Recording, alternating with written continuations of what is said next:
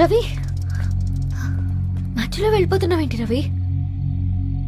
చివరిదాకా కలిసి నడవలేమో తెలిసినప్పుడు వెనక్కి వెళ్ళిపోవడమే కరెక్ట్ అనిపించింది.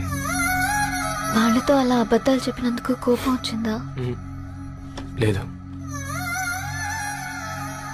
నిజాలు దాచినందుకు బాధ అనిపించింది. నువ్వెవరో గద్వాలరెడ్డి గారి కూతురు అని నేను ప్రేమించలేదని. నేను చూడడానికి ముందే నీ ఆలోచనలు, నీ భావాలని నేను ప్రేమించాను. నువ్వు చాలా మంచిదని ధరణి.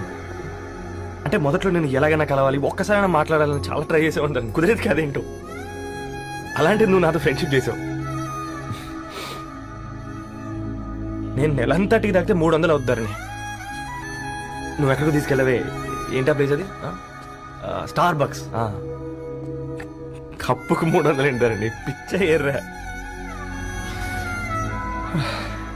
ఈ చుట్టూ మా వీధిలో కట్ చేసి 50. నువ్వు తీసుకెళ్ళిన కుక్కర్లో 1000. అప్పుడు ప్రైసెస్లోనే అనుకున్నాను. ఇప్పుడు పర్సన్స్లో కూడా తేడా కనిపిస్తుంది. నేను కట్టుకున్న తాజ్మహల్కి నేనే షాజహాన్ అనుకున్నాను.